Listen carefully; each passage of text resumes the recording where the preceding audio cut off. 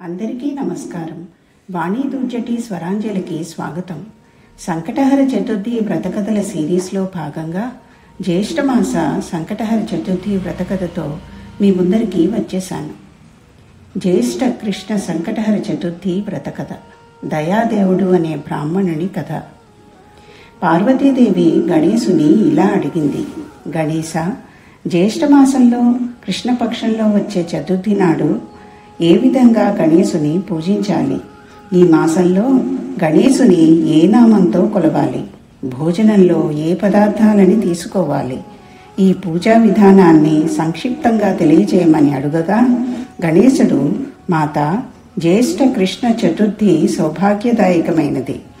ఈ రోజున అఘోరథుడు అనే పేరుతో గణేశుని భక్తితో పూజించాలి.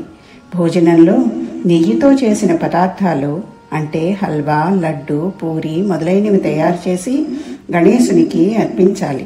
బ్రాహ్మణుల భోజనం అయిన తరువాత తాను భుజించాలి. ఈ పూజకి సంబంధించిన పూర్వకాలంలో జరిగిన ఒక ఇతిహాసము నీకు వర్ణిస్తాను.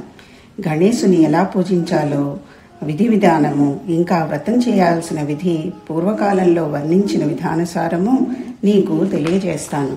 శ్రద్ధగా విను. సత్యయుగంలో 100 యాగాలు చేసిన ఒక పృథువు అనే రాజు ఉండేవాడు. ఆయన రాజ్యంలో దయాదేవుడు అనే ఒక బ్రాహ్మణుడు ఉండేవాడు. ఆయన వేదాలలో నిష్ణాతుడు.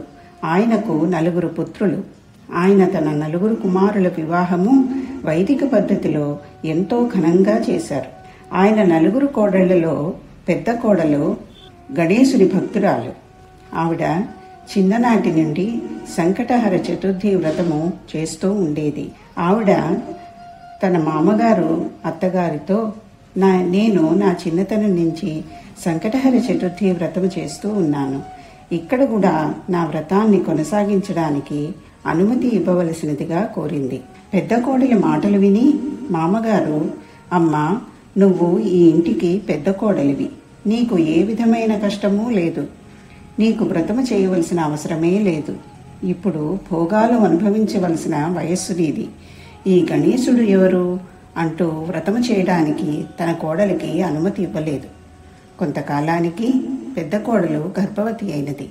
10 నెలల తర్వాత ఒక లక్షణమైన పుత్రుడికి జన్మనిచ్చింది. ప్రతిసారి అత్తగారు తన కోడలిని వ్రతము చేయడానికి నిషేధించేది. వ్రతము భంగమవడంతో గణేశుడు క్రోధితుడైనాడు. కొన్ని సంవత్సరాలకి పుత్రుడి వివాహ సమయంలో సరిగ్గా మాంగళ్య ధారణ సమయానికి పెళ్లి కుమారుణ్ణి అపహరణ కావింపబడ్డాడు. అనుకోని ఈ సంఘటనతో మండపంలో కలకలం మొదలైనది. వ్యాకుల మనస్కులైన అందరూ ఇలా అనుకోసాగారు: పెళ్లి కొడుకు ఏమయ్యాడు? ఎవరు అతనిని అపహరించారు అని. దానితో పెద్ద కోడలు తన మామగారైన దయాదేవుడితో విలపిస్తూ, మామగారు, మీరు నా గణేశ వ్రతాన్ని ఆపించేశారు. దాని పరిణామంగా నా కుమారుడు అపహరింపబడ్డాడు అని అనగానే కోడలు మాటలు విని దయాదేవుడు చాలా బాధపడ్డాడు. పెళ్లి కుమార్తె అది చూసి దుఃఖితురాలై ఆవిడ కూడా ప్రతి నెల గణేశ వ్రతము చేయనారంభించింది. ఒకసారి వేదాలు శాస్త్రాలలో పండితుడైన ఒక దుర్బలుడైన బ్రాహ్మణుడు భిక్షాటన కోసము వీరి గృహానికి విచ్చేశారు. ఆ బ్రాహ్మణుడు ఆ పెళ్లి కుమార్తెతో, అమ్మా, నాకు భిక్ష రూపంలో నా క్షుద్రబాధ శాంతింపజేసేటంతటి భోజనం పెట్టు.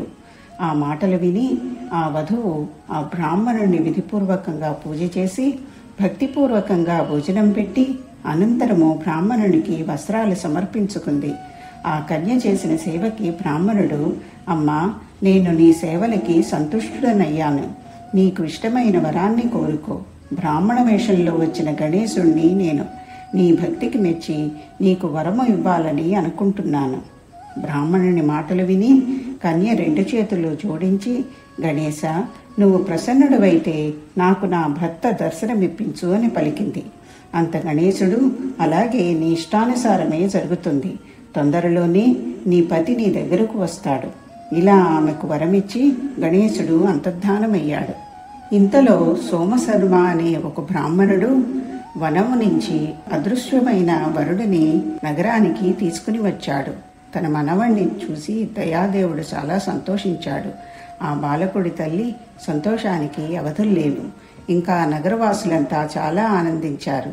ఆ పిల్లవాడి తల్లి తన కుమారుణ్ణి గుండెలకి హత్తుకొని, గణేశుని ప్రసాదం చేతే కోల్పోయిన నా పుత్రుణ్ణి తిరిగి పొందగలిగాను అని పలికి తన కుమారుడికి కొత్త వస్త్రాలు, నగలతో అలంకృతుణ్ణి చేసింది. దయాదేవుడు సోమశర్మకు పరిపరి విధాలా నమస్కరించుకుని, బ్రాహ్మణోత్తమ, మీ కృప వల్ల మాకు కోల్పోయిన మా పిల్లవాడు తిరిగి మా ఇంటికి వచ్చాడు అని పలికి సోమశర్మకు కొత్త వస్త్రాలు సమర్పించుకొని ఆయనకు గోదానం చేశాడు. అందరూ తిరిగి మండపాన్ని ఏర్పరిచి విధిపూర్వకంగా వివాహ కార్యక్రమాన్ని సంపన్నం చేశారు. అందరూ ప్రసన్నులైనారు. ఆ భాగ్యశాలి కన్య తన పతిని పొంది ధన్యురాలైనది. జ్యేష్ఠమాస కృష్ణ చతుర్థి మనుషుల మనోకోరికలను తీరుస్తుంది. ఈ రోజున అందరూ ఏకదంత గణేశుని పూజించాలి. శ్రీకృష్ణుడు ధర్మరాజుతో, ధర్మరాజ, గణేశుని వ్రతం యొక్క మహత్యము అపారమైనది. మీ శత్రువుల నాశనము కొరకు మీరు కూడా ఈ వ్రతం తప్పక ఆచరించండి అని పలికాడు. శ్రీకృష్ణుడు మాటలు విని ధర్మరాజు ఈ వ్రతం ఆచరించి తన శత్రువుల మీద విజయం సాధించాడు. ఈ కథ చదివిన వారి, విన్నవారి ధర్మబద్ధమైన సమస్త కోరికలు తీరి ఆ గణేశుని కృపకు పాత్రులవుతారు. ఇది జ్యేష్ఠ కృష్ణ సంకటహర చతుర్థి వ్రతకథ. త్వరలో ఆషాఢ కృష్ణ సంకటహర చతుర్థి వ్రతకథతో మీ ముందరికి వస్తాను. అంతవరకు సెలవు. సర్వే జన సుఖినో భవంతు. ఓం శాంతి.